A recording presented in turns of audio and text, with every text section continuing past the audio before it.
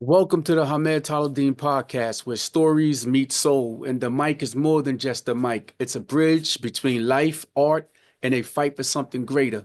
Today's guest is someone who needs no introduction in my world, someone I've known practically my whole life. He's a Bermudian Mexican creative force, a DJ of over 30 years, a graphic designer, and a fearless activist for human rights, especially for the Palestinian people.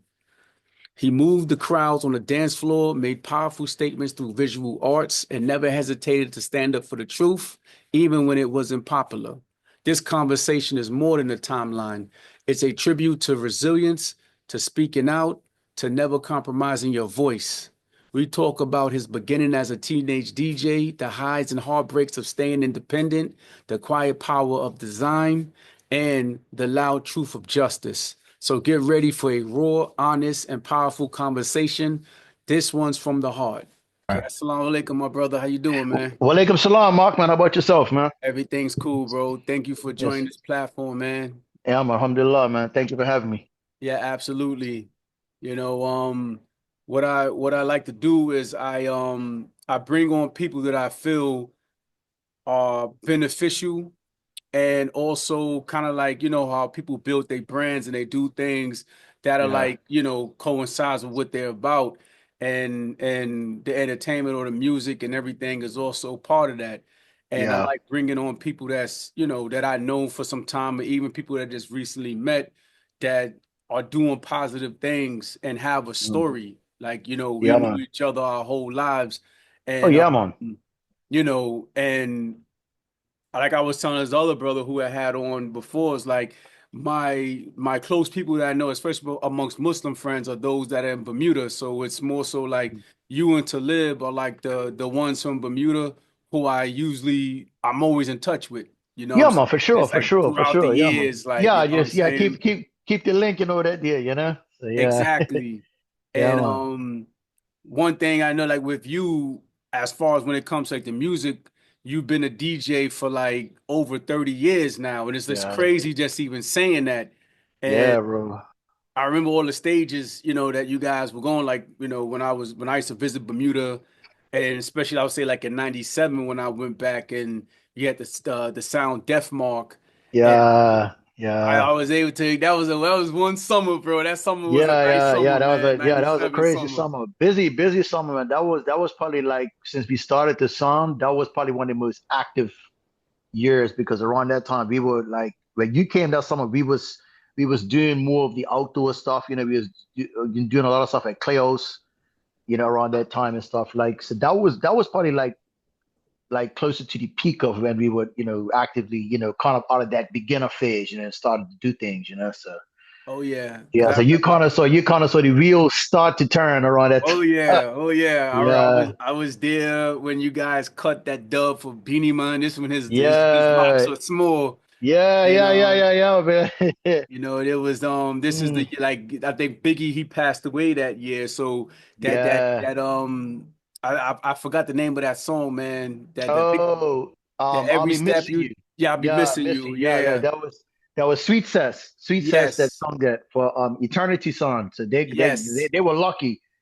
They were lucky to get that because around that time they was actually lucky to get both those because remember they got a collaboration with her and they got a collaboration with Elephant Child at the time. May he rest in peace. You know what I'm May saying? you So rest in peace.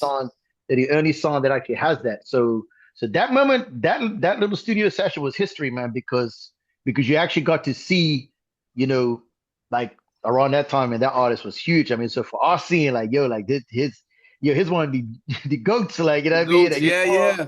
you saw him there live, he was cool, and then you see him like, yo, like this one really, really, really rates for median artist. So to be able to witness, even though we didn't voice it, but to witness that was like something historic. You know what I mean? Oh yeah, and that Elephant Child, man, I would never forget that song, that Men of War, man. That was Yeah, like a bro. huge tune, Oh man. yeah, man. Yeah, man. Yeah, man. Yeah, bro. You Yeah, man. know? Yeah, Rich. He was definitely a very, very influential artist. Inspired a lot of artists. You know what I'm saying? Oh yeah. Locally.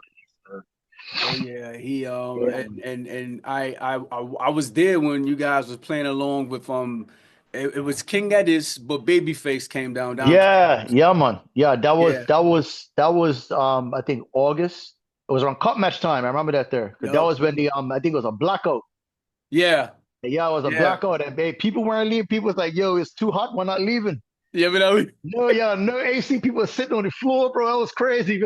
That was crazy, yo. Yeah, so yeah, that was man. definitely an eventful song, man. Yeah, yeah, you came down at a good time around that time, you know. Oh yeah. But for you to witness it and us to be chopping it about the journey, it's like you've seen the transition, you've seen how things have evolved from back then to now. You know what I mean? So Oh I yeah. mean, not just with the music, but just us collectively as people. You know, like how we Yes. grew and how those experiences, led to where we are now. Was a beautiful journey. You know? Oh yeah. And to be here now, like close to like, well, since 97, I'll say 30 years later, Yeah, it's like wow, guys are still at it. Guys are still and for all the DJs that I know personally, you've been the most consistent. yeah, and And everything. And I'm just like that right there in itself is like it's good for people to see to aspire to be a person who's consistent. Because as yeah. Muslims, we know that the best of actions with Allah are those that are consistent, even if they're small. Exactly, exactly, exactly. But it's Yeah. also being consistent, but also like just in retrospect to what you're saying, like I feel that we could be consistent, you know what I mean, and certain things. But for example, like you could have somebody, you know what I'm saying, that that's a professional athlete, you know what I'm saying, and they're consistent at practicing. But at the end of the day, like it's not just being consistent in your craft, it's also being consistent in your professionalism as well too, and learning as you go. You know what I mean? Because obviously, in like when we're young, like, and this one thing that I noticed even back then, you know what I'm saying, like I look at myself now, you know what I mean, when I was playing music, back then in comparison to now, we we didn't really okay, yes, we love music, but we didn't really realize how much genres of music or how much about music you had to learn throughout the years. You see what I'm saying?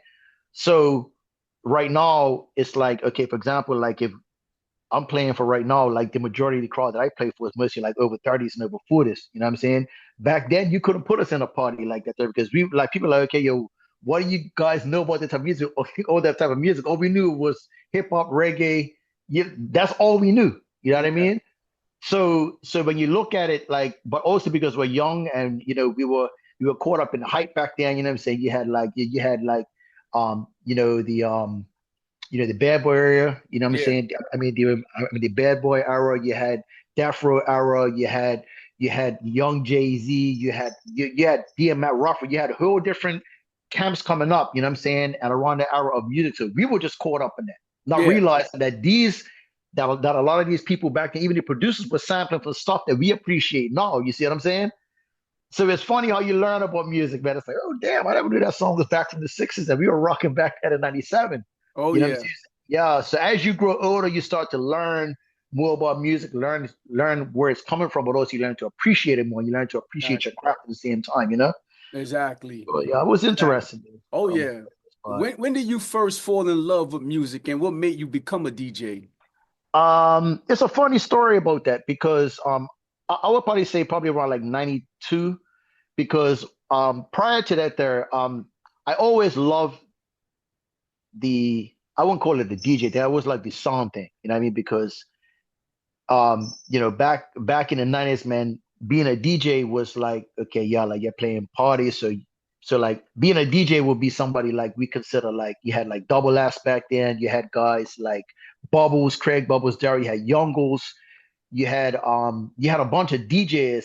So when you was a DJ, you was basically playing at a lot of the parties that we couldn't even go to. You know what I mean? So growing up in a neighborhood, I grew up in Devonshire, um, right up in St. Brandon's Road.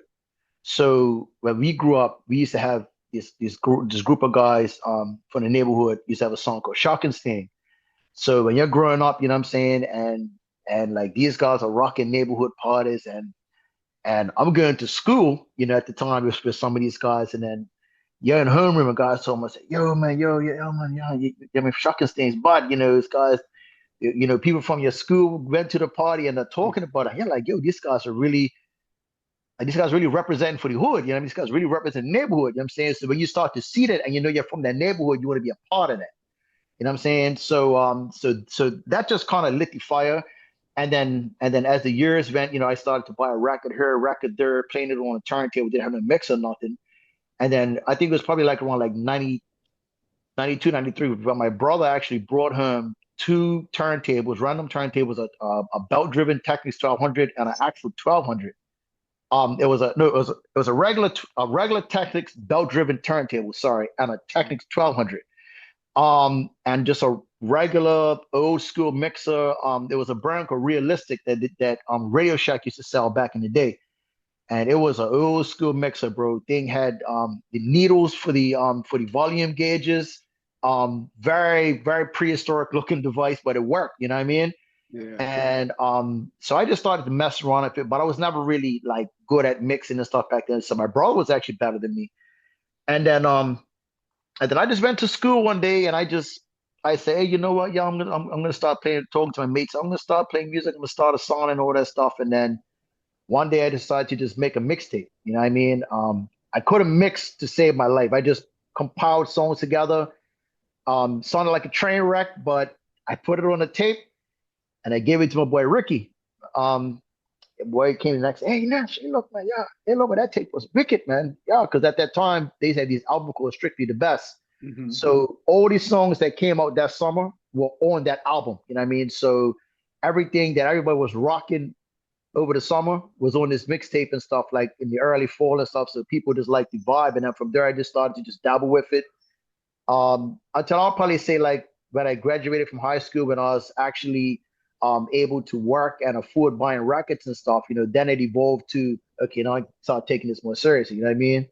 Then, you know, back then, you're starting the song, then first you start off buying records, and then you step into the next league, which is, putting a little money together to buy dub plates and stuff like that there to actually start a song, you know what I mean, to be official. So, but it was a whole lot of journeys, man. Sourcing music, buying music, going, man. I remember spending probably my senior year of high school, bro. I'll probably say about half the school year I was going to school, coming home hungry because every week I'm saving my lunch money. They give you lunch money. You might buy something to hold you up to the day, and you're putting them little $10 aside, $5 here and there. So when Dub City got all the new records, you know what I'm saying? You're going there after school, but at least you have something, you know what I mean? Because obviously, I mean, school, we couldn't work at that time. So we had to make it happen, but we made it happen, you know what I mean? It was a sacrifice, but for the most part, those little small things about sacrificing to build something great and to see where I am now with their sacrifices is all part of the journey, you know what I mean? It's alhamdulillah for that. That's what's up. So take us Yeah. back to your first gig. Like, what do you remember most about that night? Oh man, my first gig was, I think, if I stand correct, it was like around November of 90, no, sorry. It was probably spring, March of my sophomore year of high school. And I'm in because actually there was a couple of my brethren. I don't know if you there was a song Eternity. And my boy Scotty used to be the MC. So every time he was in Spanish class, like we guys used to always talk about, songs. And back then we used to go to Dub City and buy tapes and stuff. So we always had conversation about clashes and all this stuff. So one day my boy was like, we was talking, and was, hey, you're coming to our dance at Spanish Point Book Club. I said, yeah, I'm gonna come through. I said, yeah. I said, one day I wish I could play there. He goes, hey, do you want to play? I'm like, I didn't expect him to really like, say that. And I was like, sure. Like he goes, all right, well, yeah, well, you guys just be there for like X amount of time and be there for this time, bring your records, and we guys to put you on. Like, so next day he came to school, he confirmed if his cousin said it was all good. I remember we guys got there, it was me and Tori at that time. Me, Tori, and I think the next brethren came. And bro, I ain't gonna lie, bro. I was nervous, man, because we had never played before, you know what I mean? So and I had to talk on the mic. I never had no experience talking on the mic. So like we got there, bro, and we actually bust. Like it was a nice little vibe, you know what I'm saying? So around that time, it's probably like around 11:30. We guys got there. A lot of people from my high school were there. And I remember, bro, by like 1 o'clock, I remember the dance was ram. Hmm. And we had came over, we did our thing, we got our forwards, and I think Eternity was playing at the time. And then the dance was all good, and in typical fashion back then, bro, it's always that one drunk person that's gonna start a fight. Next thing you know, bro, dance was nice. Next, the whole slide door, the back dropped to the ground. Guys were fighting guys, pushing her, sliding her out the wall, bro. That party Oh, was done. Party done. was done, man. So it was cool. Obviously, fights happen, but other than that, bro, it was a golden experience because that's what broke the ice. You know what I mean? Hmm. And Hmm. then from there, was obviously little high school parties here and there until we started doing things later on. But that was the actual first experience of really playing in front of a crowd that didn't know us, and we actually got a lot of love that night too. You know what I mean? So that Yeah, was the start of Death Mark, bro. yeah, man. Yeah, man. Yeah, Mm. what was the DJ scene like when you first started, and how has it evolved over the years? The DJ scenes collectively it was more unified because the DJs stuck with the DJs. You know what I mean? There was no overlapping of DJ slash song thing like how you have now, because right now the lines are blurred. You don't know who's a DJ and who's a song anymore. You know what I mean? Mm, Because there's been a change in culture. The What was more back then, the strictly dancehall culture has now merged into a party scene now. got So you. I'm saying, so things that were strictly dancehall back then, now, if you look at them now, the more the DJs are now more than starting to, I wouldn't say take over, but you have a lot of people that are someone okay, for example, like that's something I had to do. You know what I mean? Because back then it was like you only had for the for the party scene, the DJ scene, you had Front Street. You had like places like Oasis, Mhm. Oscars, Studio 55, who are other places you had? Odyssey. Odyssey, yeah. Those are places for DJs. For the Salmon, you strictly had places like Clayhouse, Number One Shared, and BA sometimes if there was allowed to have parties and stuff there. Hmm. Axe Artillery, places like that there. But most of the time it was mostly just being a song guy back then. And then when the scene started to change, when people just kind of started to get more hip into the party scene, then you had to become more versatile at the same time too. You know what I mean? Hmm. So things have changed throughout the time. You know what I mean? Like for example, like back then, it was like I said earlier, you were strictly hip hop and R&B.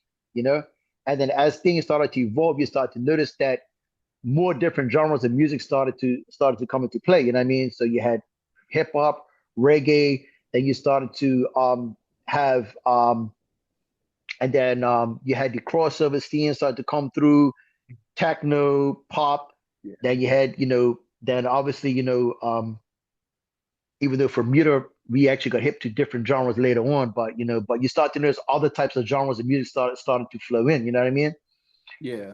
As time changed, the game changed. The game evolved. You know what I mean? In accordance to how the global trends was. You know what I mean? So it was different. You know what I'm saying? But what I think helped me was actually living in the United States, because when you're in foreign, you kind of get to see things from a much wider scope. Whereas Yeah. Bermuda, was small. You know what I mean? So it's like if let's say if everybody's not doing it, then that one person's not going to do it. It has Yeah. to be something that's trending. You know what I mean? So obviously, because we're a small island, and then when things started to trend and things started to become more normalized, and you start to see the changes, then that's when you start to see everybody like a prime example. When I was living in the States, you were starting to see a lot of more DJs start to use more. At that time, you had a program. What was it called? It was a program by a company named Stanton, Mhm. and that was like the first program. No, it was called Final Scratch. Final Scratch, yeah, yeah, Final yeah, yeah, Scratch, yeah. I know yes. that program. Final Scratch was the first time that I ever seen. I used to see it looked like a Discman, and I went to a party and I'm like, yo, what's that? And then I seen guys plugging in laptops. I'm like, yo, this is, like, what type of device is this? And the guys are like, yo, guys are and like this is like in like 2000, 2002, 2003. Hmm. And he said, yo, guys, bro, this is how advanced guys was back then. Guys weren't even carrying like we guys come from an era where we guys are carrying about 5, 6 crates of records, bro. Yep. These guys carry everything in a backpack. That's right. You know what I mean? So That's they'll be right. carrying, so they'll have their Dell laptop or whatever. Mac wasn't up to speed at that time, but they were carrying a Dell laptop with a hard drive and patching in, and they had a whole library on the computer. Oh yeah. Yeah. And I come to Bermuda, I was telling guys, hey, yo, man, guys are paying off for laptops. Guys are what? Guys are still burning CDs. Hmm. You see what I'm saying? So we really didn't start to see that trend until like when I came back from college in like when I got back, I came back to Bermuda in 2008. Yeah. And around that time you start to see the trend of people start to emerge from CD, Hmm. to using the laptop and stuff like that there. You know what I mean? Yeah. Yeah. Because Yeah, Serato bro. was one of those programs around 2008. Because I came Yeah. to Bermuda the same year that you came back from Yeah, yeah, college. yeah. I remember that. Yes, so around that time, a lot of people making the transition because Serato was also becoming an industry standard. You started to see a lot of the heavyweight DJs, like even Hot 97. Hmm. Like you go on like around there, you see MySpace and certain things where you was able to get these videos of follow Yeah. these people, these Yeah. DJs. Bro, these cats were carrying laptops. You know what I mean? So Yeah. I said it's all obviously like it's all a trend. It's all about evolving with the times and stuff as well. You know?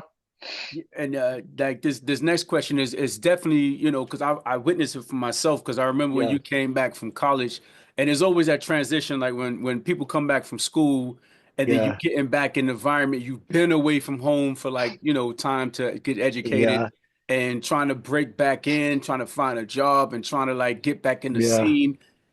It wasn't easy. I was there and I witnessed that. So my yeah, thing is like bro. as an independent DJ, like what were some of the biggest struggles you faced coming up? Well, one of the biggest struggles that I had to face was reacclimating to the culture Hmm. because for me personally, it was like, okay, obviously for those who know, I'm half Latino, you know what I'm saying, half Bermudian or whatever. So growing up in a household, when my mom spoke to me in Spanish all the time and stuff like that, it's always been inside of me. I've always been able to speak Spanish. I've always been able to understand it. You know what I mean? And then moving to South Florida, where I'm okay, now I'm around Spanish speaking people, and I'm also around a lot of Caribbean people as well too. So I was around a lot of Haitians, Jamaicans, Trinidadians, Guyanese, Hmm. and then I'm also hanging around Puerto Ricans, Dominicans, um, Venezuelans, Colombians, people from college. Then I had the merging of the cultures. You see what I'm saying? So when you're in college and you're around these cultures, like you become immersed in them. You know. So when I came back, moving from Bermuda, I kind of had that. I wouldn't say foreign mind, but I was used to a wider scope of music. I was used to a different vibe because living in South Florida is such a diverse place Yeah. culture wise. You know what I'm saying? So when I came back to Bermuda and not being in the typical norm that I was in before, but strictly playing hip hop and reggae, I kind of outgrew that. Hmm. I wouldn't say outgrew to. I was above playing it, but I was used to other things. You know what I mean? And Yeah. because around that time we weren't up to speed with certain genres or certain types of music in the United States, it kind of took a while to kind of catch myself, you know what I mean? And then when I think my biggest breakthrough came was I did a cruise one time, and around that time there was a club just opened up on Front Street called Level Nightclub, Okay. and I remember I was just coming back from school, just doing little parties whenever I could on Christmas break or summer break, my one of my friends have a cruise. They look, and would you come to the place of music? They pay me a couple of dollars, whatever. But I wasn't really getting booked like that. You know what I'm saying?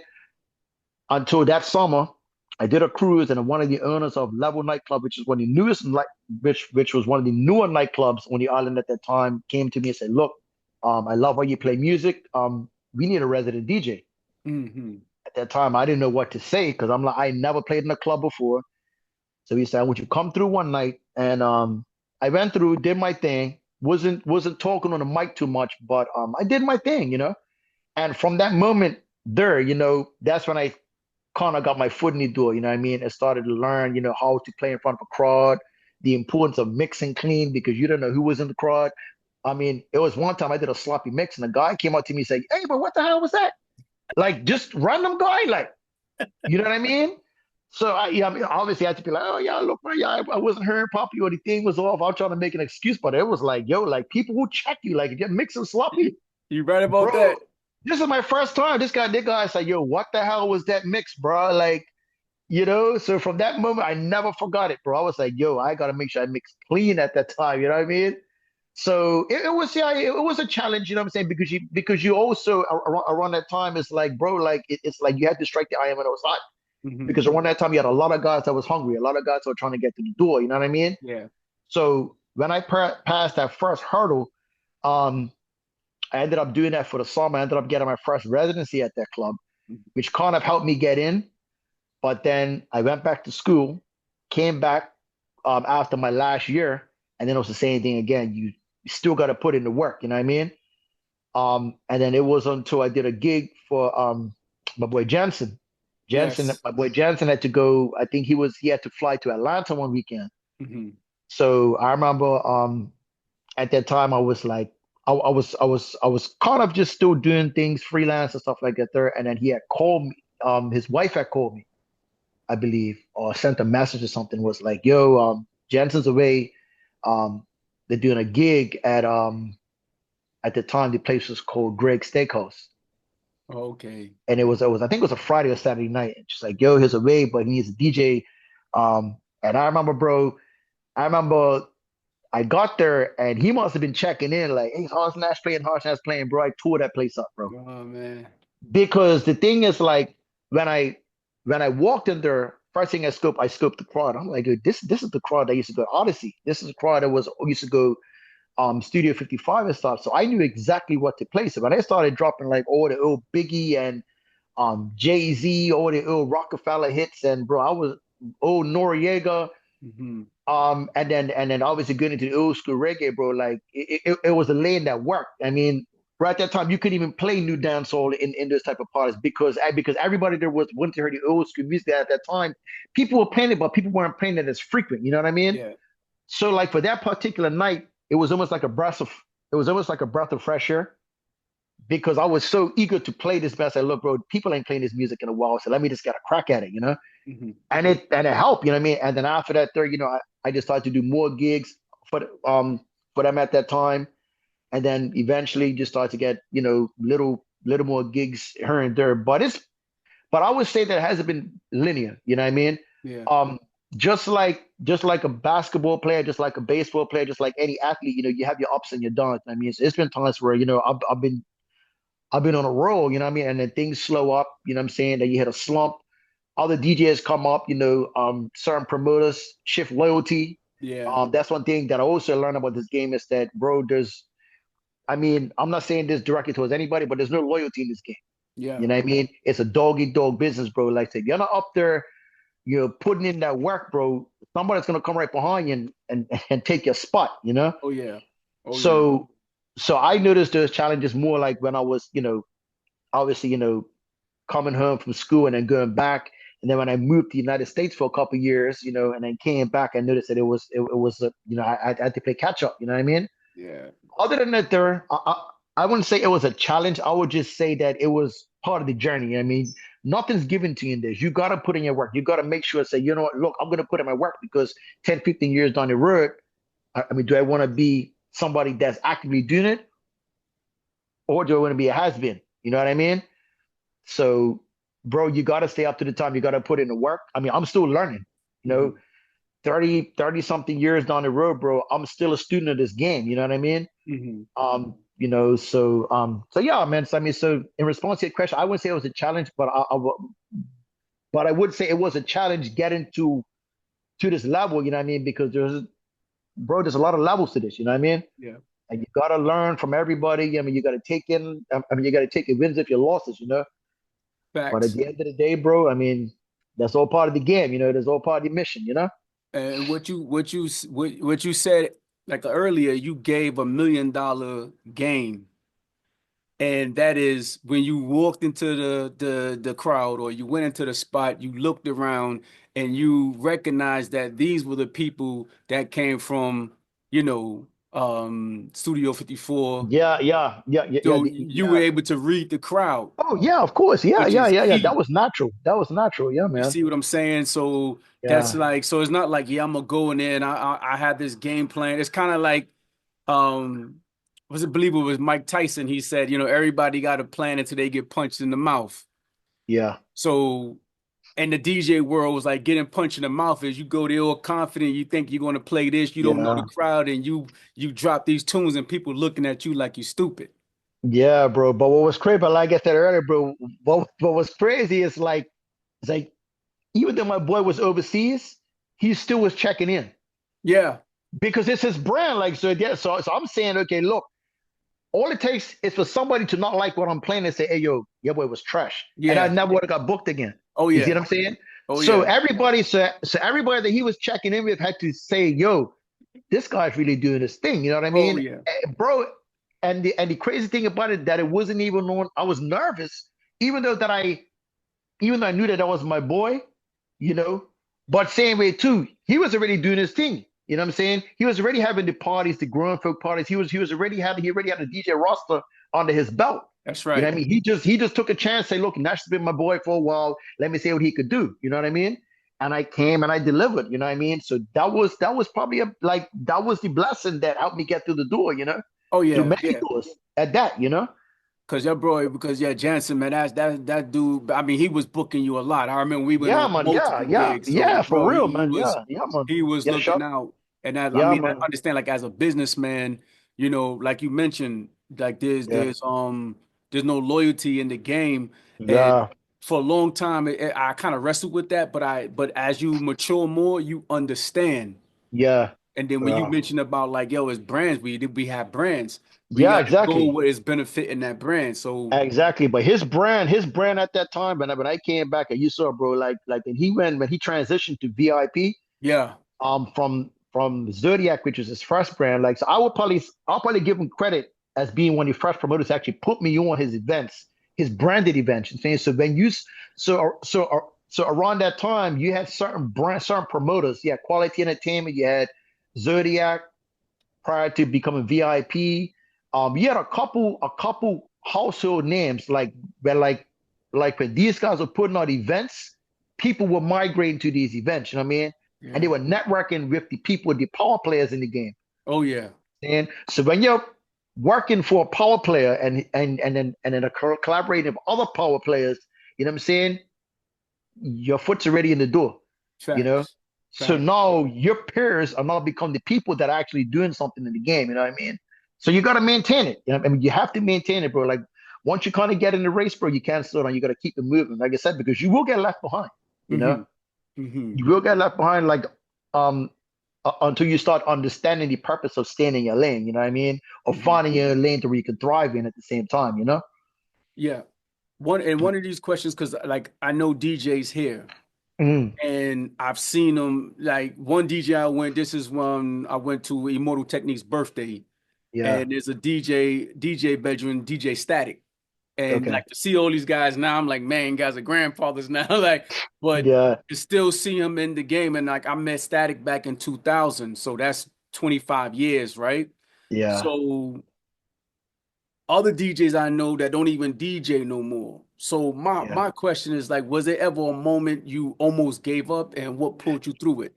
Yeah, bro. I think that like, just like anybody, bro. It doesn't matter me being a DJ or architect or um fisherman, doesn't matter what profession, bro. When life starts lifing, Huh. bro, that's the best way I can explain it, bro. It was to the point where at that time, I was kind of going through crossroads in life, you know what I mean? Like, certain situations, took precedence, you know what I'm saying? And around that time, it was a situation that was weighing heavy on my head.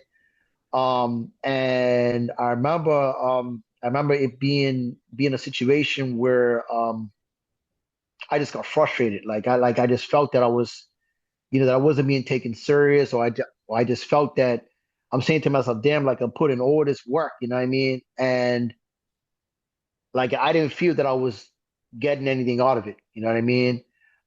People were booking me for events, and then I'll confirm, so look, I could do the party, and then the flyer drops and I'm not on the flyer. They got somebody else, and they wouldn't take consideration, say, hey, look, I don't want to use you, I'm gonna use somebody else. So I kind of felt like it was just like it was just a bunch of little things that I kind of felt like, damn, like this really sucks. Like, I could play music, but people keep overlooking me. And then you just get tired, And then I remember I put up a WhatsApp status about, I'm ready to hang my headphones up. And one of my homegirls said, like, Nash, what are you talking about? Like, I'm like, yeah, I'm just tired of the disrespect. I'm tired of feeling that I'm not good enough. And this is, mind you, this is after like I'm already going through my phase of residencies and stuff like that. That I was just, this was probably like around like 2017. After all that time, I just said, I'm tired. I just feel like giving up. And it's just like shut up, like take that status down because you're not serious. She said, tomorrow morning you're probably gonna change your mind. And lo and behold, after a couple hours, I was like, what the hell am I doing? Like I went in my room and in my back room, and I looked at I looked at my decks. I'm like, damn, I just spent money buying equipment. Looked at my laptop, thought about all the money that's been invested in song thing and music, time, energy. And I'm like, come on, do I really want to give this up? You know what I mean? But other than that, I mean, I think that was probably the only moment where I was literally just so fed up with the way life was going. Like my situation was so overwhelming that I couldn't even that I lost my passion for playing music. I was turning down gigs around that time. I remember it was like people calling me for parties. I was making up excuses. Can't make it. My laptop's messed up because I had so much going on that I didn't have no time to even enjoy what I was doing. You know what I'm saying? And the thing about this game, like if you're not enjoying what you're doing, like if you're not having fun, if you're not catching a vibe, because remember, we are the maestro of the crowd. We are the alchemists. That's You know what right. I mean? So we create the energy. We know how to manipulate energy. So if you're going there playing a whole lot of music with bad energy and you're feeding people with bad energy, what do you think is gonna happen? Oh You yeah. know what I'm saying? So we are the alchemists. We have to go there, we have to set we have to set the vibe, you know what I mean? But your mind's gotta be in a certain state of mind, you know what I mean? So like if you're upset, you're angry, you're not gonna play happy music, bro. You can just do whatever you want to do because you don't care. You know what I mean? But me, because I love the craft so much and because I felt that fire wasn't inside of me, I had to take a break. But I noticed that, I mean, we being as Muslims, bro, like, like this is a testimony, to how life is, sometimes, we fall off our path, and like we go astray, you know what I'm saying? And like we lose focus. And I remember, when I really had to take a hiatus and, like kind of get back on my spiritual, on my spiritual vibe and, holding accountability for my actions for certain things and doing a lot of introspective checking myself. When I started to do those type of things, that's when the passion started to come back. I started to say, wait a second, like, saying, because your heart's getting lighter, like I'm saying, so you're starting to allow yourself to enjoy things that you enjoyed before. You know what I mean? And to me, that was my call sign right there because I noticed that, you know what? I was like, as much as I love music, but I don't love it. I was getting new music and I wasn't excited to hear it. I was like, all right, well, it's new, it's hot, but you know, and I'm getting all the new music and people are calling me, I want to book you for a party, whatever. I was like, I'm not really, I'm busy or I'm not feeling doing it because I felt empty, you know. But other than that, there, bro, But when it came back, it was just same. It was back to the same schedule that I was going to before, the same, the same vibe. You know what I mean? But as I said earlier in the interview, you know what I mean? Everything that I've gone through, I don't regret because if you talk to somebody like Funk Flex, Kid Capri, Jazzy Jeff, any top DJ, bro, any DJ is gonna tell you, bro, that even Khaled, you know what I'm saying? Like every DJ has a journey. Everybody had to go through ups and downs. We had to go through our lows and highs, you know what I mean? But at the end of the day, it's like, yo, bro, it's all part of the journey. I mean, so I could be telling this story 15 years Yeah. down the road, you know what I Yeah. mean? Yeah. Yeah. That's part of my legacy, as part of my journey. I mean, I don't know what I'm gonna do in 15 years down the road, but at least I know, I mean, that I had a story to tell with what I fell in love with, you know what I mean? Which is obviously playing music. Yeah. What's been your most memorable performance and why does it stand out? Um, that's a two. That's a two-part answer. Um, my most memorable performance was probably um, it was October 2000 and I'm gonna say 2007. That was when I took a dance. It was called Lord of the Ring. No, it was called Lava Ground. So let me tell you how. So I call this event a baptism by fire. I'm gonna tell you why because around that time I was playing at this club called Banana Boat in Fort Lauderdale. It was on Oakland Park Boulevard. It was dead smack in Lauderhill, bro. It was like everything around it was Caribbean. So what I used to go, so I used to play there Sundays a lot, sometimes on Saturdays, and you had a primarily a lot of Jamaican patrons there. You know what I mean? Okay. So my boy Kevin Steele, one of my brothers from Fort Lauderdale, he started one day he heard me playing some dub select. Yeah, boy, I said, hey, I never knew you had all these artists. I said, yeah, man, I just, this is I'm a songman, so I want to cut dub. He goes, well, why you don't play them? I said, well, where am I going to play dub? Like if I'm, like if I'm doing more parties, juggling parties, I'm not going to be playing dub plates in a juggling party, like, you know what I mean? So he goes, all right, I'm going to put you on a party, but he didn't say who, with who. So about a month later, he calls me and said, all right, look, I'm going to have you playing, mind you wordplay. He said, I'm going to have you playing alongside Jock Cuban, which was a Cuban song from Miami, wicked song, full of vibes. And Ricky Trooper, he used to play Jaro. He was a song trooper at the time. Now, Marge, he said, playing alongside. I said, y'all gonna play alongside. I'm gonna play inside the icon. So, about 2 weeks before the dance, um, my brethren had a party one time. So I'm leaving the party, and my boy Kevin saw me leaving the accident, and he says, yo, he said, you ready? I said, yeah, man. He goes, good, because you're gonna have to be ready. Said, what do you mean? He said, just be ready. That's all I'm gonna. And he had this smirk on his face. I said, bro, yeah. I said, come on, bro, you're setting me up, man. Like, yeah, like I know what type of dance is it, but you're not trying to put me in a dance with Ricky Trooper, bro. Like, are you must have lost it, like. So he just smiled and said, yo, just be ready. He said it about 3 times. I'm like, damn, bro. So about a week later, I remember, and I was actually talking to the artist about this, and he actually remembers the artist, Mr. Easy. Mr. Easy was in Fort Lauderdale with Ward 21. And I remember at that time, there was a studio in Fort Lauderdale that my boy Wizard, who was a popular DJ in Fort Lauderdale, veteran DJ, used to run a radio station and a studio, media studio. And Bobby Chin from Black China used to work there. So I used to hang around those guys all the while. Like Bobby Chin would be there all the time, and then you had sometimes Super Dopes would show up.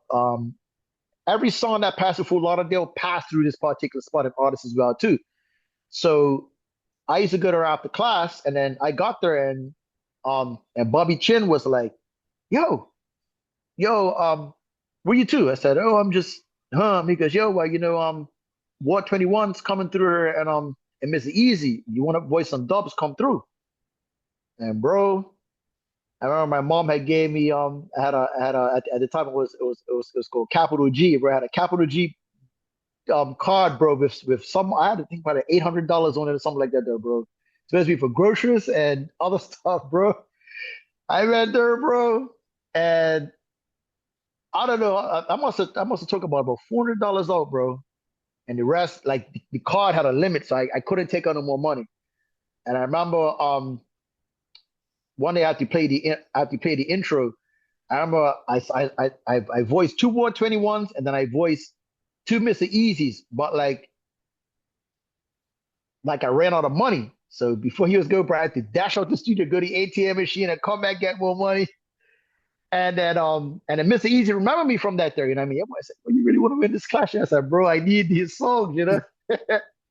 So long story short, when it came down to it, bro, it was memorable because number one, I had nothing to lose. It was a hardball dance, and I was kind of like I was the underdog. You know what I mean? But bro, when I went in there and I just started playing songs, I was playing like big artists, like guys didn't even know I even had Bounty Killer on dub at that time. And I started playing Bounty Killer, Caputon. I didn't have as much back then, but I had a couple, and guys like, yo, like, what's sitting on all this music? And I got my forwards. You know what I Mhm. mean? So like, even though I didn't I didn't musically beat up on anybody, but the forwards that I got was like, bro, like I just got forwards against one of the greatest to ever do it. Like, you know what I mean? Like it was surreal. You know what I mean? And that's So what matters. yeah, yeah, bro. Because you don't really like how much people you can say, yo, that you actually went toe to toe with one of the greatest selectors that ever graced a dancehall stage. Like, you know what I mean? One of the greats. Yeah. You know what I mean? So that was probably like my my best moment as a songman, and probably as a DJ. I'll probably say one of my best, probably one of my best events probably was probably it was New Year's Eve. It was when it was December 2010 going on to 2011 was New Year's Eve, and I did a party at Pier 6, Mm. and it was probably from what I remember, it was probably, bro, it had to be about 600 to 700 people there, bro. It was ram to the whole outside porch was ram. Inside, half the inside was ram. And bro, I went up there, and like when you're on a stage, bro, and you got like an ocean of people in front of you rocking to what you're playing. So around that time, the trap wave, like that's when Future was just came out. Rick Mhm. Ross just came out. Like the when the trap wave started to really start to become a more frequent integrated part of hip hop. You know what I mean? And bro, like you're dropping hits like BMF and all these, bro, and you're rocking the crowd, bro. And like when you leave, you're feeling like a superhero because you're like, bro, I just tore this party up. Yeah. You know what I mean? So that was probably one of my many great moments where I really went through and I really did my thing. You know what I mean? Like out of many, bro, there's so much stories, but those are two that actually stand out. You know what I mean? Pier 6 in town, right? Yeah, yeah, yeah, yeah, yeah, Yeah, I think I yeah. was there. I was there with, I think Sadiq was with me and Talib, I believe, 2010. Because I was in Bermuda Yeah, 2010. yeah, it was, yeah, no, it was, no, no, no, it was, I don't know if you guys were here at that time. I think you may have been her. You may have been her. I was there 2010. I But it remember was, yo, but it you was, did a dance there. It was a it lot was of on a people in that porch, bro. joint. It was round, bro. Like the Yeah. porch, bro. It was a big stage set up there. Um, and it was packed, bro. It was a lot of people there, bro. But man, when I tell you, bro, I walk off that stage feeling like a Yeah. G, bro. I was like, yo, I just rock. And then you go through the crowd, I was like, yo, you rock the party, bro. You know what I'm Yeah, saying? that's what's up.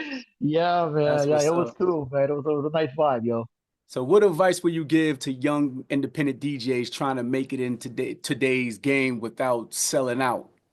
Man, I'll just say stay true to yourself, and stay humble. Stay humble, bro, man.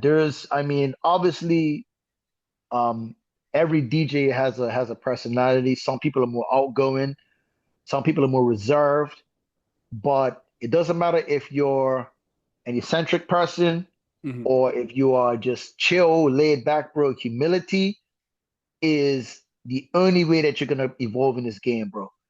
You know, you got some people that think arrogance does it, but arrogance tends to rub people the wrong way sometimes if you're too overly arrogant Yeah. because you start to get this mentality that you're bigger than the game itself. You know what I'm saying? Hmm. And nobody is above the game. Hmm. The game's too big, bro. That's You know what I right. mean? So one thing that I've learned is that, there's a saying that said, check yourself before you wreck yourself.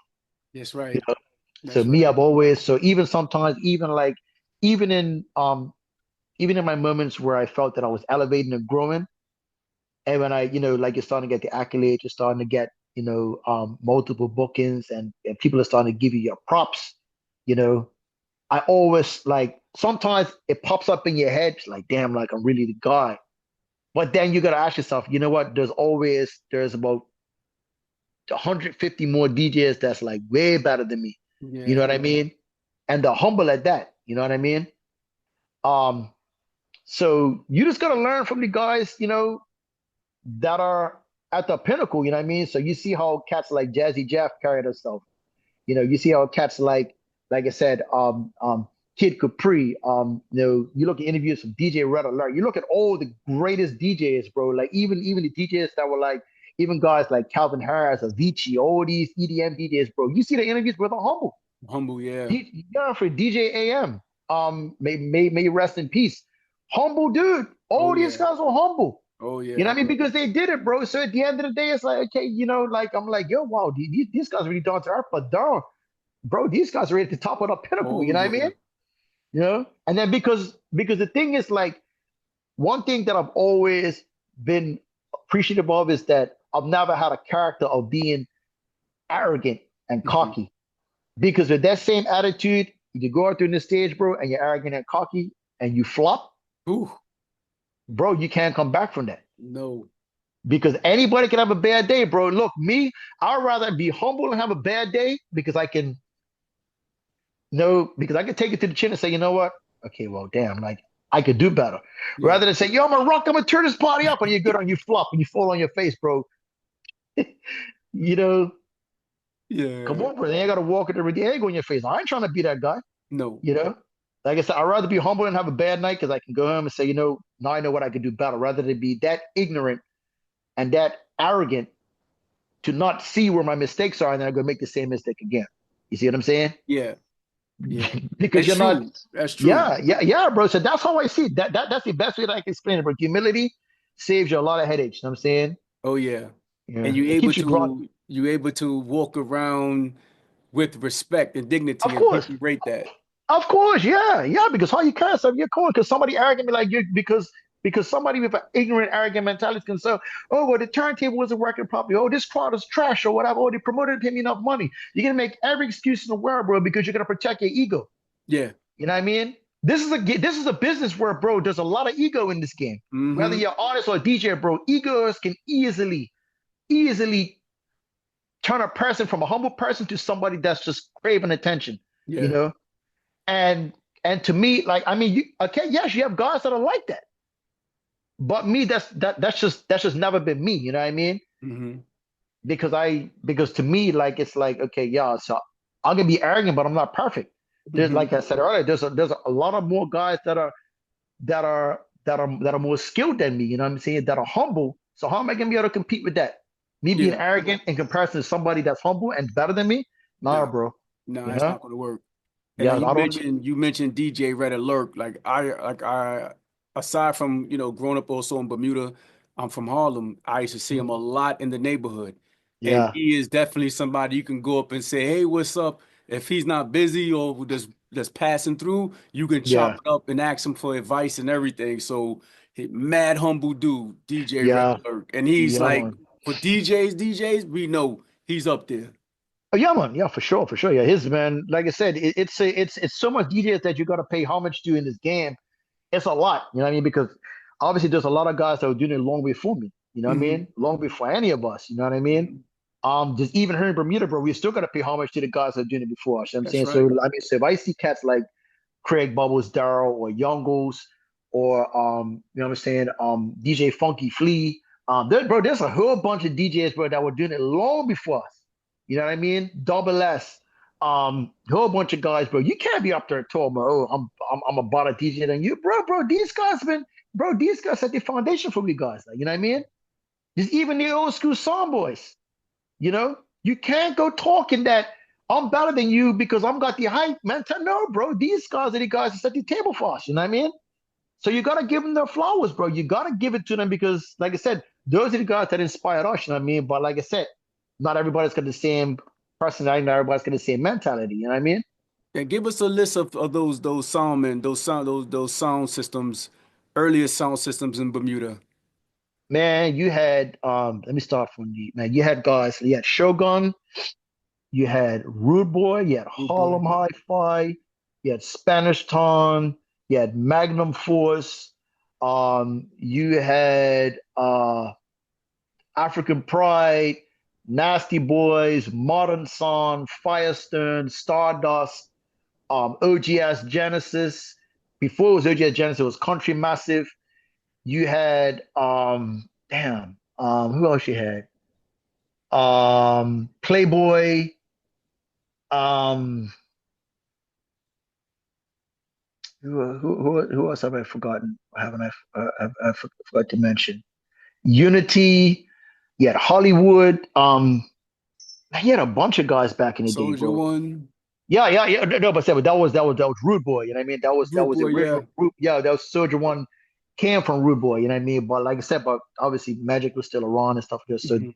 all these guys that were part of these songs, whether artists, boxman, selectors, operators, it doesn't matter, bro. These guys are the OGs. You know what I'm saying? So like for example, even though that um, I was doing my thing after long after these guys already you know, um, kind of set the standard for a lot of us back in the day. I mean, you still got to give them the props because they were doing it before us. Facts. You know what I mean? Facts.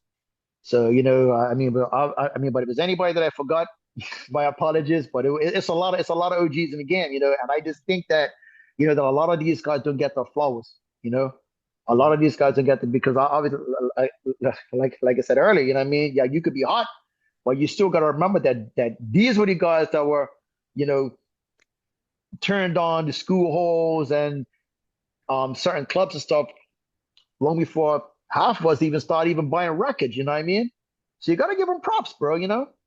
Facts. Got to give them their props, man. Facts. So what drew you into graphic design and how does it differ from your musical expression? Um, well, growing up as a kid, I'm gonna tell you straight up now, bro. When I was in primary school, the number one reason I used to get in trouble was I used to draw a lot.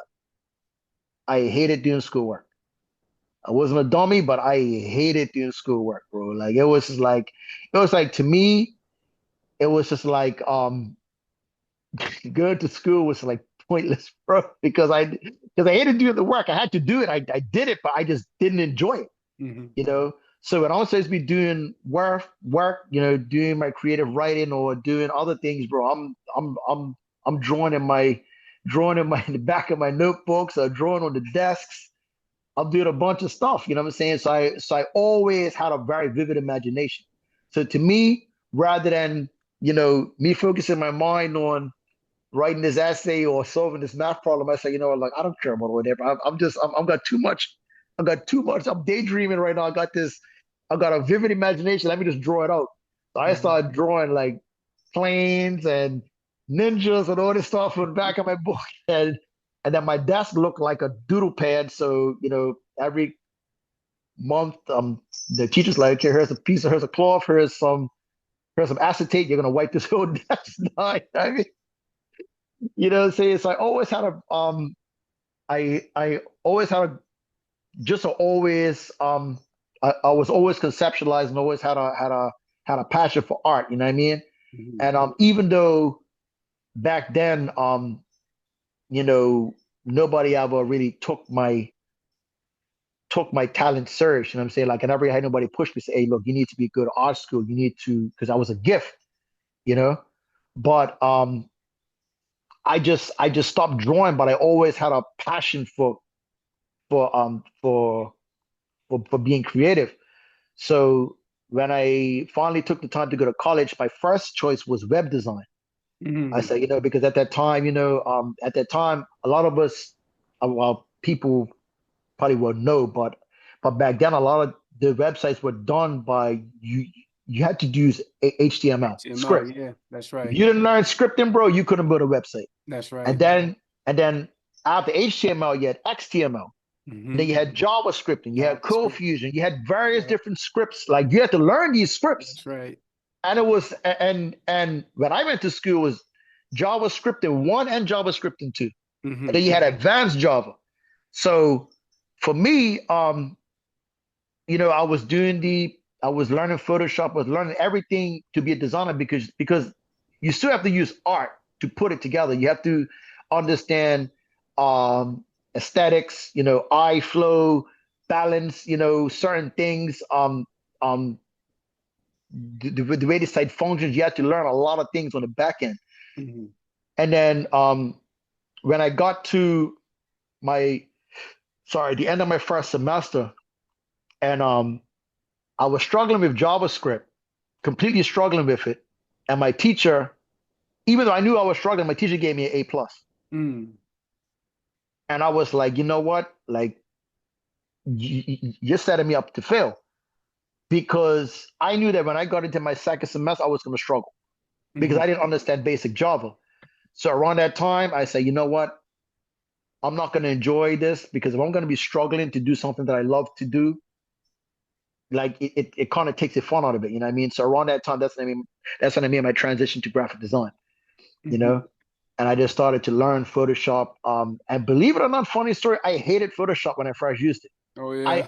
Yeah, it's weird, bro. Like I was like, this program's dumb. Like, because it was so much to learn in such a short window of time, and I couldn't get it. So I just got frustrated. Well, I hate this program. So I started using other programs to do what Photoshop could do. You know what I mean? But I had to come to terms like, this is industry standard. So I had to learn it. You know what I mean? Yeah. So when I started, when I started to learn certain things, and I started to enjoy, doing stuff like that there, then I eventually, my passion for design started to develop and grow. You know what I mean? Yeah. Yeah, Like, man. what role do visual and design plays in cultural or political movements, in your opinion? Right now, with the current climate of the world right now, I think it's a fine line, because I'm gonna put you like this here, bro. Like, okay, prime example, right? You look at a picture, you look at any picture, right? A picture supposed to send up, okay, like they say, one picture speaks 1,000 words. It can speak 1,000 subtle words, or it can speak 1,000 powerful words. So if I give you a picture of a sunflower, what are you gonna think of? If I draw you a picture of a sunflower, you can think of peace, tranquility, sunshine, rainbows, all that type of stuff, right? And then I show you a picture, a hand, or I'll say one picture that's created of somebody like Che Guevara holding up his fist like that with the beret on. No words. What's the first thing that's gonna pop up into your head? See what I'm saying? It's something that's artistic, even though it's not a physical picture of him. It's a picture that stands for something. You see what I'm saying? Even back then when the Malcolm X movie came out, bro, when you just had just a simple X, you could draw an X, but the way that the X was drawn, it stood for something. So one picture, one image could have such a powerful impact or powerful message behind it. You know what I'm saying? But it's all about how it's delivered to the person, how it's presented. You know what I'm saying? So we as artists can actually manipulate art to our advantage. You know what I'm saying? We can use, because one thing that I always say is that not everybody sees the world from the same lens. Yes. Not everybody sees the world from a different lens, bro. So for example, somebody may try to get a message across, but somebody may not have that level of creativity to say, you know what, I'm going to go that deep to where this message can actually start controversy because it's too powerful. You see what I'm saying? And some people have gotten in trouble for that, but sometimes you have to be overly expressive and dance the line to get a message across. I'm saying, like, that's the power we have. That's why sometimes, like, you could put something up that's so powerful, bro, that people be like, this thing's starting to rattle, this thing's starting to ruffle a lot of feathers. You know what I mean? Yeah. Because you could put an image in there, you could put certain colors, just something, just the way that something's laid out can possibly strike a nerve of people, or it can say, yo, this is powerful. Yeah. See what I'm saying? So symbolism is a part of art. You know what I mean? Like if you look at artists like Andy Warhol, you know what I mean? Even Salvador Dali, even though he was a madman, yeah, but his pictures were political. Yeah. It was messages in his photo, in his artwork, you know. Um, like, and when you start to understand different types of art, you know what I'm saying, especially through the Renaissance period and stuff like that, there, how people use art to, you know, to relay a message, even art was even used in propaganda, especially like in World War II, you know what I mean? Oh Like, yeah. yo, bro, like them flyers were out there, you know, join Uncle Sam's army, you know what I mean? It was there. Like it was this message where the propaganda was art, Yeah. you know? So whoever the artists were behind it, bro, they used their abilities to draw, to create images, to create something, some sort of symbolism to convey a message. You know what I'm saying? And it all depends on how you stay. Like, I mean, some people are just, okay, you know what? I'm gonna be a average artist, you know what I'm saying? But when you have a very active mind and you're in tune of what's going on in the world, where we have the potential to make art our secondary voice. You know what I'm saying? Because once that's done, that picture can speak. That picture is always gonna be something that's always gonna screen that message. You can't suppress that art unless you destroy it, because everybody that sees it is gonna get that same message. You see what I'm saying? Yeah. It's So like it's one image. This is doing the women's suffrage or women's liberation where you had the lady who's like this. yeah, yeah, yeah, yeah, And this was done way back then. I yeah, had a exactly. joke. I had a joke on my mom. 'Cause my mom, my mom. She a strong Yeah, black yeah, individual. So yeah, I put her head on top of the woman like yeah. this. Oh yeah, So my yeah, yeah, siblings yeah, I got a good kick out yeah, of it because we all understood exactly yeah, what it meant. exactly, exactly. Yes, yeah, yes, yes. That's exactly what I'm talking about. It's like that one image. It stands for something. You see Yes. what I'm saying? But you never would have thought that, like, just another prime example. Look at the Nike swoosh. Yes. That was a simple thing that apparently represented a tennis racket being swung. You Yeah. know, That's amazing. and yeah, and then it's that symbol. So you see that Nike logo wherever you go, bro. You see where it takes your mind. You see what Yeah. I'm saying? So that particular type concept applies to everything that you do. Hmm. Like, it's Hmm. all about what your intentions are, what you're trying to use it for. Like, for example, like now where you start to see a lot of these artists are starting to use the the certain colors, like the watermelon, and the green, white, and red, you know what I'm saying, to draw attention to the suffering, that our Muslim brothers and sisters are going through in Palestine right now. You know what I'm saying? So right now, in this current time right now, art is even start to be used, to convey messages across, to bring awareness to certain situations. You know what I mean? Hmm. And it has to be something that's going to stand out and say, "Yo, this is okay." Obviously, when I see this, I know exactly, what it represents. You know what I mean? So this is a prime example of, how powerful But creation can I be. like what you mentioned in the last part because that was leading up to the question that I was going to ask about what advice would you give aspiring graphic designers who want to blend art with activism? Man, I just say, man, the most important thing is to make sure your intentions are good, Hmm. because one thing that I see every day, people are terrified of the truth. Hmm. That's just something that comes with it. People are starting to be censored for certain things. Creativity, speaking your mind, standing on principle. Even though it may ruffle a lot of feathers, it may um, strike a lot of nerves. You know what I'm saying? But you got to be bold in what you do. You know what I mean? Facts. Facts. And you can dance the line, but you still gotta maintain some sort of political correctness, and you gotta maintain some sort of integrity as well too, Yeah. because you don't want to do something that's so powerful, but yet it can be offensive. And then when somebody questions you about it, okay, yo, why did you do that? You know, I don't know. I just did it because I wanted to get a message across, but then at the same time, you're insulting people. You know what I mean? So then you could be very truthful about what you do. You can have all good intention, you know what I'm saying, but you gotta have to be able to explain that to somebody that maybe somebody doesn't understand what you created. You know what I'm saying? So you would want them to understand your point of what you've done, but in a way where you can educate them and say, like, okay, look, this is what's gonna this is what I'm trying to express, but this is the reason why, and here's the history behind what I've done. You know what I mean?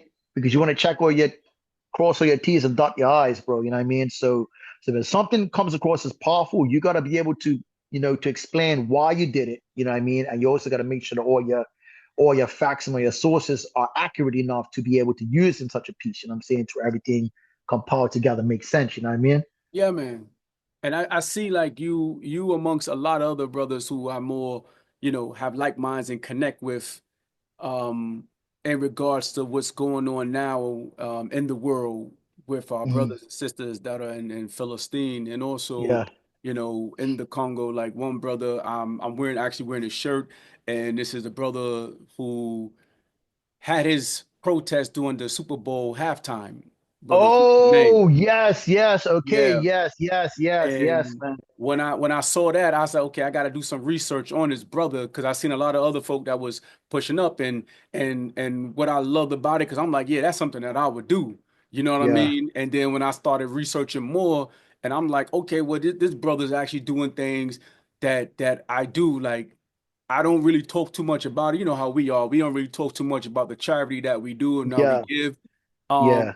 outside of like, well, I need to highlight this charity because these people are out there doing it and I need to bring attention to it. So that's when I'm like, yeah, I support this charity, I support that charity. You know what I'm saying? Yeah. So when I came across his brother, like this particular shirt, amongst all the merchandise that he have, I believe is like 65% of the proceeds go to feed, people, particularly in Sudan and Gaza, but they Okay. also Okay. help out people in other places that need help. So, Okay. what, like, for me, like the question I want to ask, like, what made you first speak up about or speak up for the Palestinian human rights, and what was that turning point for you?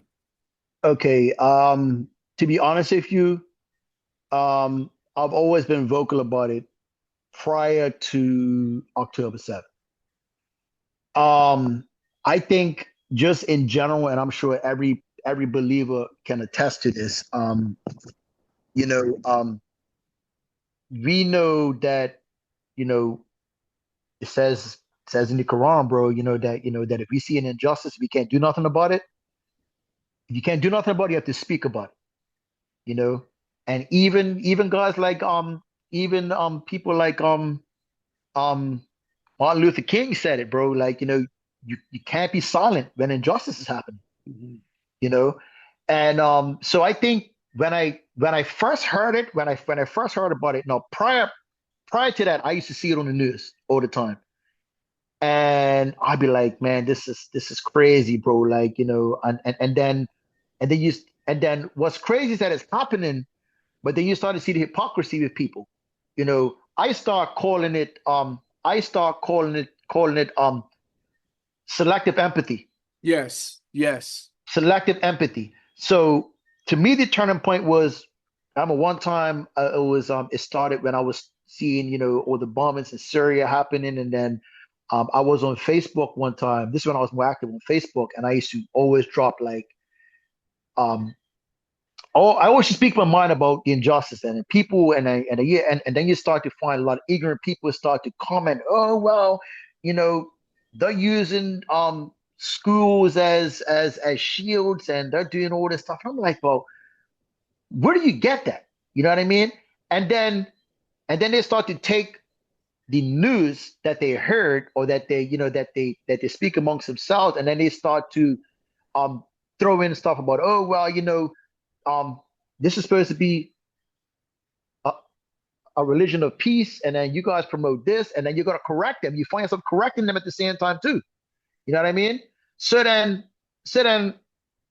as things went, like as things started to evolve and obviously get worse, I started to see more things happening.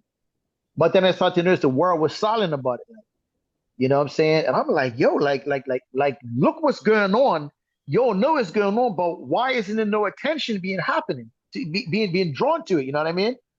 And and then leading up to it, I always used to post it, every Ramadan. Obviously, we all have social media, bro. Like, and I can't tell you where I've had I mean, alhamdulillah, I've made it through a lot of Ramadans, but I can't tell you where the last time that I've had a Ramadan where it's been pretty much peaceful, because you can't help but feel the suffering. You know what I mean? We're going through days where we're going through 30 days, no food, no water, bro. These our brothers and sisters are being denied of basic necessities of food, water, electricity. You know what I'm saying? And we're doing this because we have to. Hmm. You know, they want to do it because they have to, but they can't, because even Sahur and Iftar, they're denied of that. Yeah. You know, they're denied of running water, they're denied of a lot of stuff. So when you're starting to see, like, you're like, yo, like, I mean, these people are humans like us, you know? And then, like I said earlier, like, this is where the selective empathy comes into play. And then you start to see, like, the normalization of people starting to talk about people like they're subhuman, like they don't deserve the right to live like us, you know? They don't deserve the right to eat like us, you know what I mean? To drink like us, to do everything. And then leading up to October 7th, actually, when that happened, I was quiet. I was quiet for that one day because I had to really take it in, like, you know what I mean? And I said, you know what, do I really want to, go 400 and speak my mind? Or do I really want to, make sure that I take this thing step by step? Because around that time, remember, you had a lot of ignorant people on social media, bro. You Yeah. had, man, bro, it got to a point where every time I'm on social media and I correct somebody, bro, people were arguing with me. People were like, people calling me the T word. Bro, I'm like, okay, look, I'll be like, yo, when these people deserve suffering, oh yeah, you're a terror supporter. I was like, are you crazy? Yeah. Like, and then what's even crazy is that I still try to take the approach of, rather than arguing with somebody, say, look, okay, well, I'll be telling them, yo, where's your proof? Oh, well, this and this and this. And they keep going back to the same thing. But like, okay, so I'll be like, okay, so whatever happened to the last 76 years Hmm. of what's going on? Whatever happened to the first Nakba? You ain't talking about that. You know what I'm Crickets. saying? You mentioned the Balfour Agreement. They don't know nothing about that. You know what I'm Exactly. saying? You mentioned the origins of, okay, this is where you say origins from, but where's your proof? Exactly. I mean, ancestry, DNA, physical likeness. Like, bro, it's like you lay all the cards on the table just to come across as somebody saying, look, I'm one of these internet trolls that's gonna come over here and speak stupid. You know what I mean? Number one, obviously, before Muslim, I'm a human being first. You know what I mean? I'm above nobody. I'm a human being that eats, sleeps, and breathes like everybody else, bro. But at the end of the day, I'm not trying to be one of these people that has lost my humanity. It doesn't matter if you're Palestinian. It That's doesn't right. matter if you're from any other part of the world, Congolese, Australian. It doesn't matter where you're from, bro. Injustice is injustice. You know Hmm. what I mean? But because this situation has become so polarized, bro, like it's like, bro, you have to stand on the right side of history. You have to. You know what I mean? And for me as a Muslim, bro, like, you know, where I think it started to get real is like, especially during Ramadan, like, you're watching these videos from brother Mufti Menk and all these other scholars and stuff like that there, bro. And not mentioning the importance of making dua, you know what I'm Hmm. saying? And wanting for your brothers and sisters what you want for yourself, Hmm. you know? And then where the reality of moment, where the real moment comes is like where you're just randomly scrolling through your feed, bro, like, and you see like children being bombed, you know, a brother carrying the head of his child or his child's limbs, and then you start to see the comments. People are laughing at that, and like, oh, I'm like, SubhanAllah. bro, like we, like, like, where have we came to? Like, where's humanity going? And then you're starting to see the people that are in power, bro, like it even says it, bro. One of the major signs of the last days where you start to find people that are unjust leaders that aren't fit to lead. And these are the people that are making the comments about, oh, um um everything needs to be wiped out. Then you're comparing the people of Palestine to the people of Amalek, Mm-hmm. where you're justifying killing the offspring, the animals. Mm-hmm. You know, Mm-hmm. there's no red line, Mm-hmm. you know? And then you know, but you still have to be educated because I said, because you're gonna go up against a lot of ignorant people, bro. You got a lot of Mm-hmm. crazy people out there Oh yeah. that they act before they think, you know? And I mean, but to be honest with you, bro, like for me, it's just like I can't see injustice and be quiet about it. It hurts me. It hurts me to be silent, bro. So I don't know if it's just me just having an overly rebellious nature, you know what I'm Mm-hmm. saying? But as I said earlier, bro, I'm a human first, you know, and when and that moment, you know, when I saw a video where I saw a brother carrying his son in pieces, bro. Little girls, man, like the little girl Hind, I can't And remember her Rajab. last. Yeah, bro, man, it was her birthday like a couple of weeks ago. You know what I mean? I saw a video today, bro. Like the girl was what 7 years old. Yeah. They fired 335 rounds into a car, bro. Yeah. 335 rounds into a car, killed her whole family. Yeah. This little girl didn't even get a chance, bro. You know what I'm saying? So like, and then you know, like this is one of many stories, bro. Like, and then you're trying to explain to people like this is wrong, you know, and ignorance just seems to just prevail, bro. Like ignorance always seems to try and get a one up on common sense, you Yeah. know. And you're really starting to see the way the world is, you know what I mean? So at the end of the day, bro, you know, it's a trial because it doesn't feel good, you know. But I don't want to be one of those people on the day of Kiyama, bro, where I gotta stand before my creator and you know, and Allah subhanahu wa ta'ala is like, you had a phone, you know, and you were seeing the videos of the injustice, you know, everything in life, every day, every minute, every second is decreed. Everything that we go through is decreed, bro. So if I had a moment where I saw an injustice and I didn't say anything about it or I didn't bring awareness to it, you know, I just feel bad. I feel, that that I had a moment to bring awareness to something that's happening right now that the world needs to bring attention to, but I didn't do it. You know what I mean? So I feel like, or I felt that I would have been, you know, not doing my due diligence as a believer. You know what I'm saying? To bring awareness to the injustice that's going on right now. You know what I mean? And it's our duty to do so. Yeah. You know?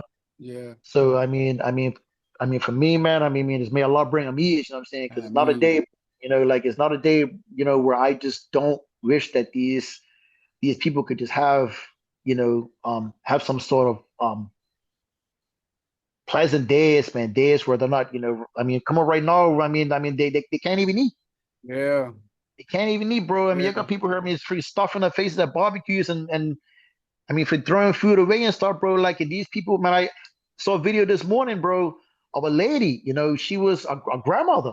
Like sitting there, bro, like trying to pick flour up out of the sand. How do you sift flour? How do you sift sand from flour?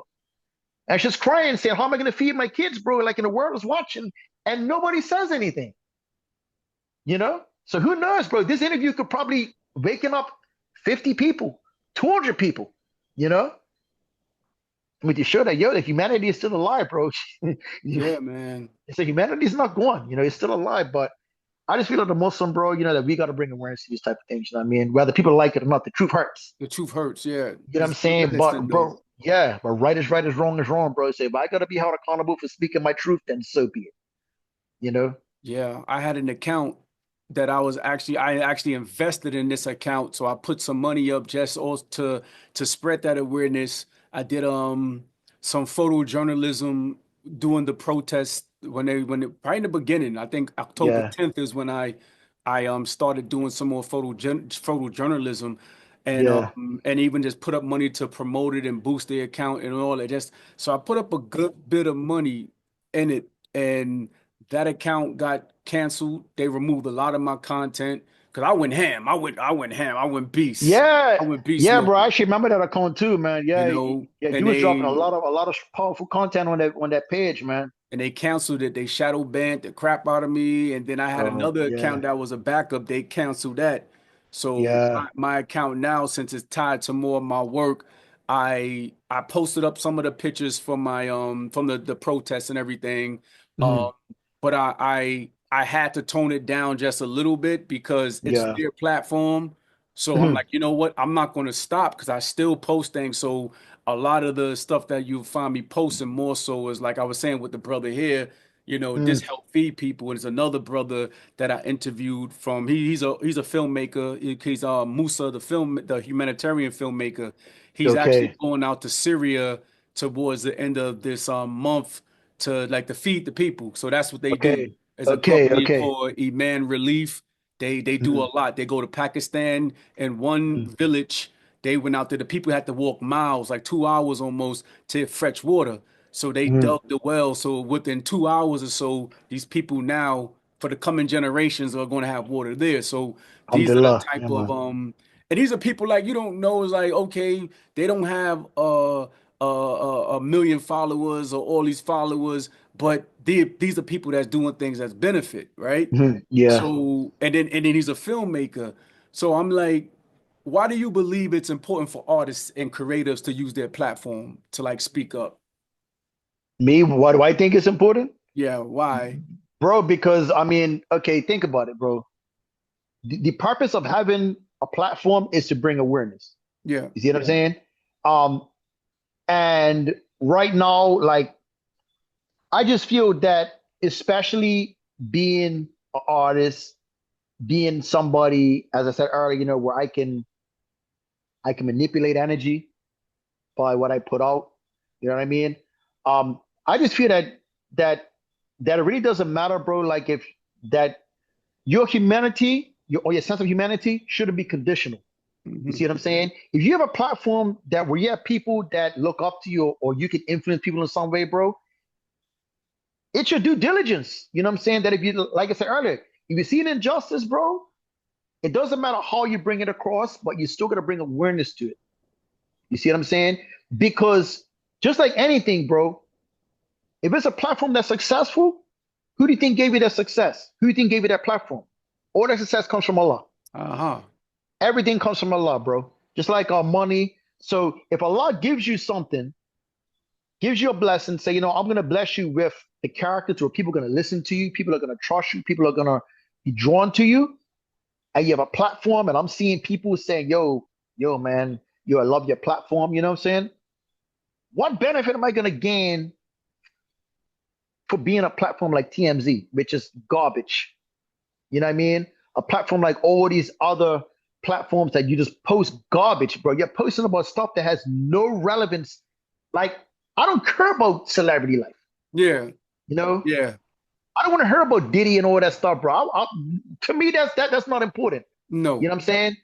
So these people have a platform, but they're shedding the light or bringing attention to the wrong things, bro. Nobody cares about that. Yeah. To me, that's trash. That's hot garbage, bro. Like nobody, because all it's doing is fueling conversation or fueling dialogue that's not beneficial.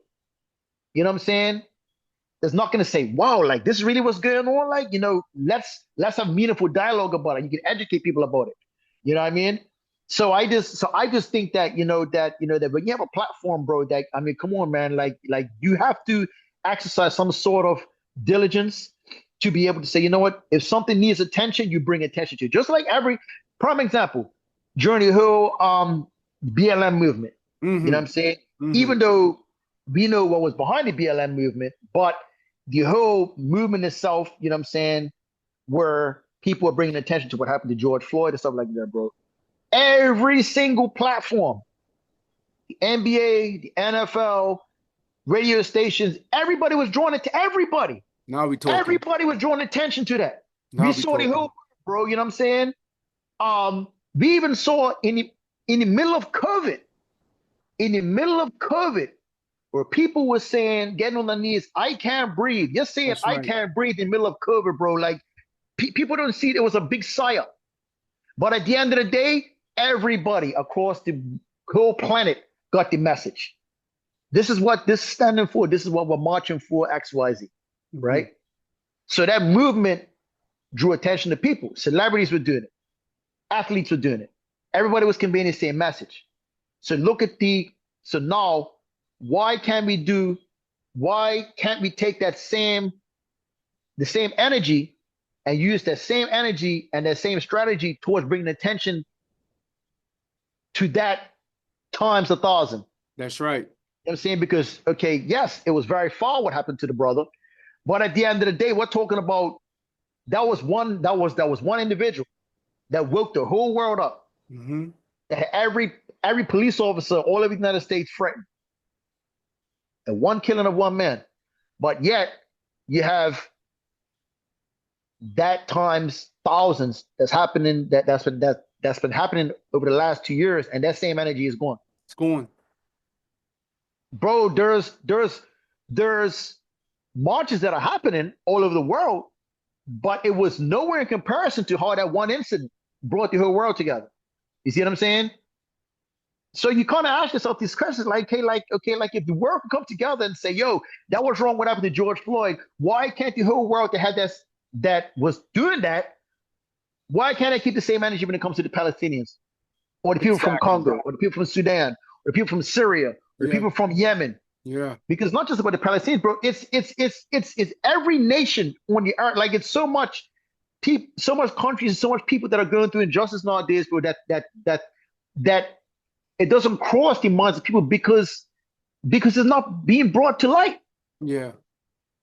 See what I'm saying? Like right now, like prime example, bro, you have this brother, Ibrahim Traore. Yeah. Bro, this man is changing the world right now, bro. This man is literally, bro, he's doing what hasn't been done in our lifetime, bro. Like, this man is literally making Africa one of the most powerful nations in the world right now, bro, because he put his foot down. Yeah. Why isn't this getting mainstream coverage, bro? Why isn't this on the front page of every newspaper? Why? This man is doing great things. He's doing good things. He's doing the complete polar opposite of what the world leaders that are getting attention are doing. Yeah. He's actually creating solutions for problems. These people are catered, it said, to whereas the other leaders are created problems for every solution. Yeah. It's a backwards world, bro. Yeah. Signs of the last days. Yeah, bro, it's a backwards world, fam. So when you start to see these things, I'm like, bro, like, are people really this dumb? Are people really this tuned out to reality, bro? Where it's like, man, like, this guy right here is revolutionizing the way the world is doing things right now, bro. You know, he's doing things for his people. He's doing things where a lot of these leaders can literally take a page from his book. Yeah. But they're not bringing that to light. We gotta find out through social media. Half the stuff I found out about this brother, I found out on Instagram. Yeah. You know, you don't see none of this stuff on ABC, on CBS, or any other. Bro, I can go to the gas station every morning and open up the front page of the World Gazette, and I would not see something that this man has done on the front page of the paper. It's crazy, and I'm just speaking the truth. Yeah. You know? So, you know what I'm saying? So to me right now, bro, I mean, I just see the world as it is. I mean, obviously we understand that, you know, that through time, things change, the mentality of people change, you know, the way the world operates changes. You know what I mean? But bro, like, I mean, we have to be the voice for what's right and what's wrong. You know what I mean? And there's thousands of people like us. There's thousands of people that you know that think like us. You know what I'm saying? But I'm not gonna be silenced, bro. Like, I'm gonna speak my mind. I'm gonna speak my truth. You know what I mean? But I'm not gonna do it in an ignorant way. You know. But if I know somebody's doing something good, I'm gonna I'm gonna share it. That's right. You know, because that one repost can reach 1,000 people, bro. You never know who you can reach. You never know who you can inspire. You know, there's hundreds of Ibrahim Traores out there, bro, that actually want to do good. Oh yeah. You know. And there's also, because the brother Ibrahim Traore, he's the spokesperson, I would say, for the Sahel. I think he's younger than the other brothers, but it originated with the brother Goita from Mali, in my wife's country, and Okay. also the other brother in Niger. So all three of those countries have the same mentality, and they're doing the same exact thing. Yeah. Ibn Traore is their spokesperson. Yeah. So a lot of the times that is more projected because he's the one that's more vocal. He's Yeah. fluent in Yeah. French, he's fluent in English, and hmm he's for his age, it's like he's like in his 30s, I believe, and it's Yeah. like Yeah. amazing to what he's doing. And then hmm Mali, I went there last year with my wife because that's where she's from. So we went to visit the family, and we saw what colonialism did to it hmm and why the military had to kick out those corrupt leaders because Yeah. they were seriously bleeding the people. Yeah, man. And Yeah. then now what's going on isn't the right move. So you have a couple of other countries like Chad, Ghana, a lot of them are now, even in Nigeria now. Why? Yeah. Since that general from United States, and I'm not going to mention his name because for me hmm it's, he's not valid or valuable or Yeah. whatever or relevant to me. hmm All these young people in Africa, which are the majority, hmm started speaking out and like, look, something happened to this guy, we burning down everything. And Yeah. Yeah. Of they will course. do it. Yeah. And Yeah, it's bro. more people than there are authorities or cops. Yeah, bro. Yeah, but it's actually funny you mentioned that because I was just looking at this. I saw this video today, bro, and they had him going. They had his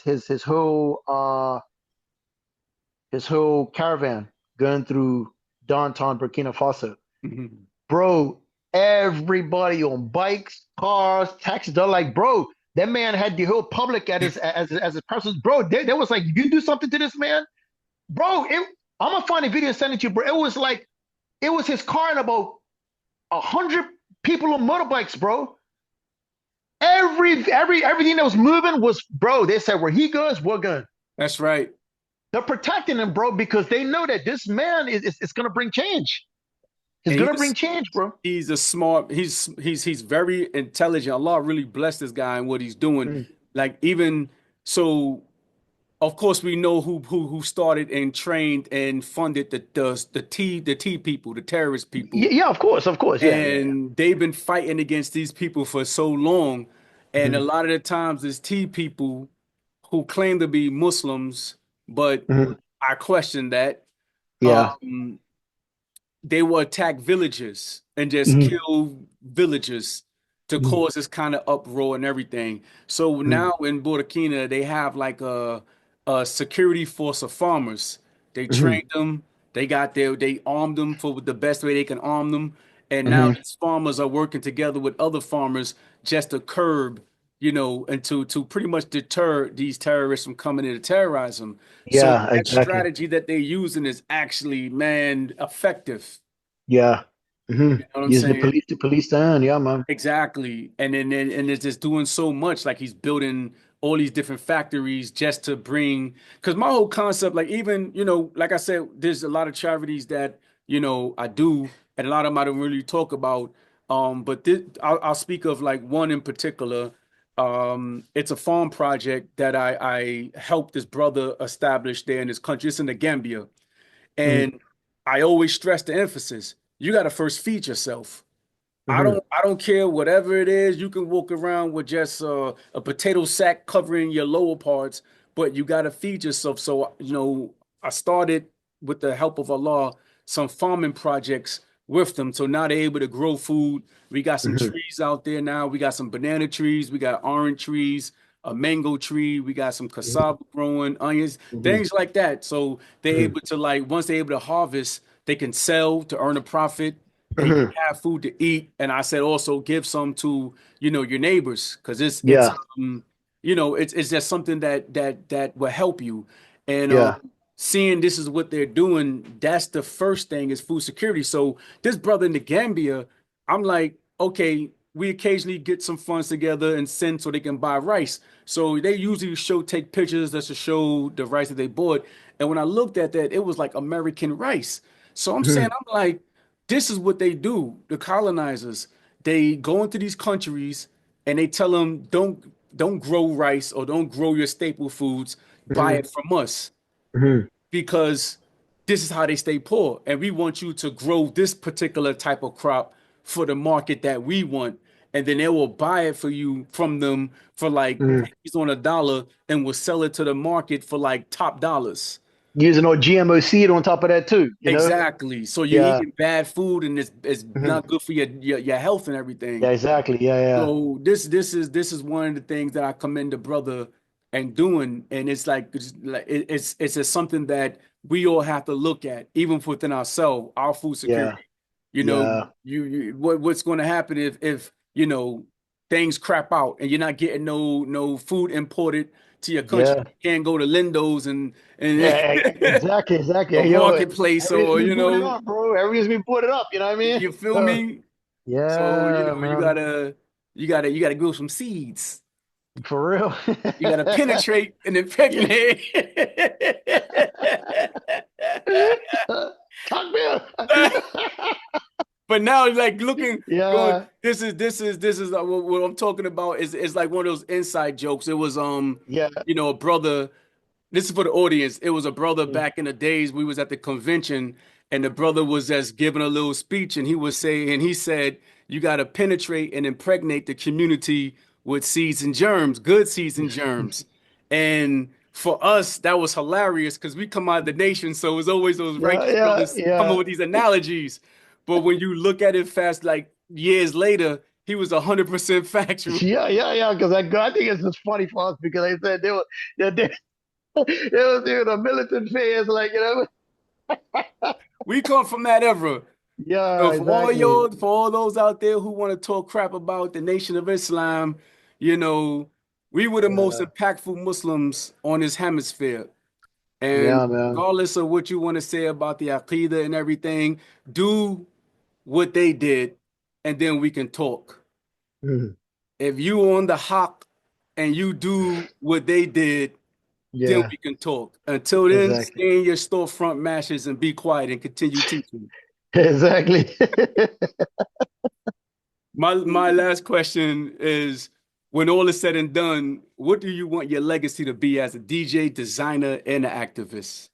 Man, honestly, bro, I just want to just be my legacy, to be that, that I just did everything to the best of my power, but that I did it with good intentions, that I help people in the process, and that at the end of the day, bro, that that my purpose in life, like I think about this every day, bro. Sometimes I always, even like sometimes when I'm driving, you know, like sometimes you get in your mind, like I'm driving to a gig, I'm like, yo, like you ask yourself, like, damn, like is this really my purpose? Is this really my calling of life, or is this just something that's gonna open the doors for something greater?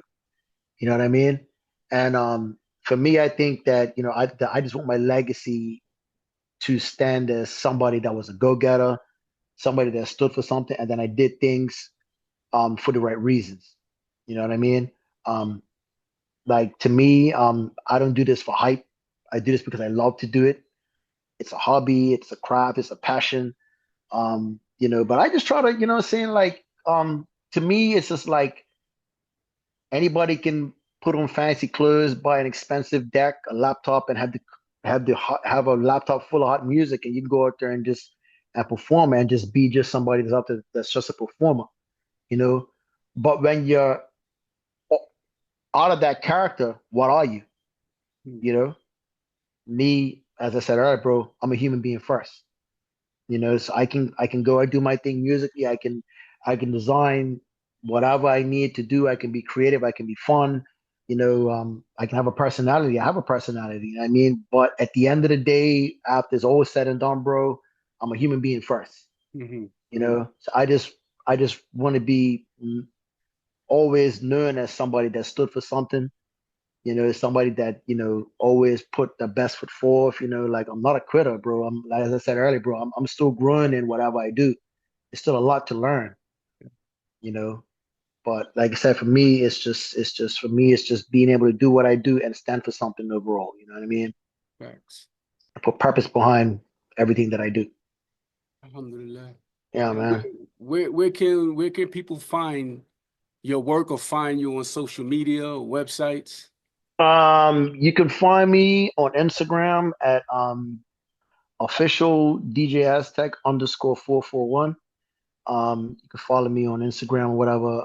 I normally post a lot of my events that I do if I'm coming up, you know what I mean, or just to follow me and just just to see what's going on. If you need a DJ for an event, stuff like that. There, I post a lot of my content from a lot of events that I do all over the island.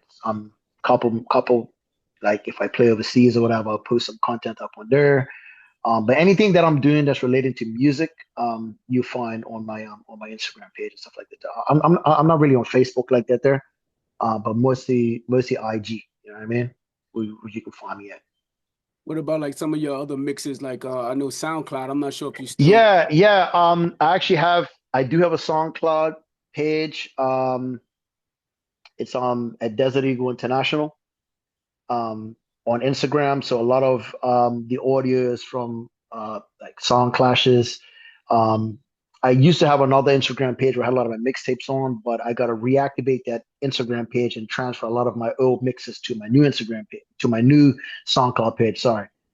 So yes, if you want to find me on that, just type in Desert Eagle International on SoundCloud, and you see it. A lot of a lot of the last mixtapes that were done, and also a lot of our live events as well too. So.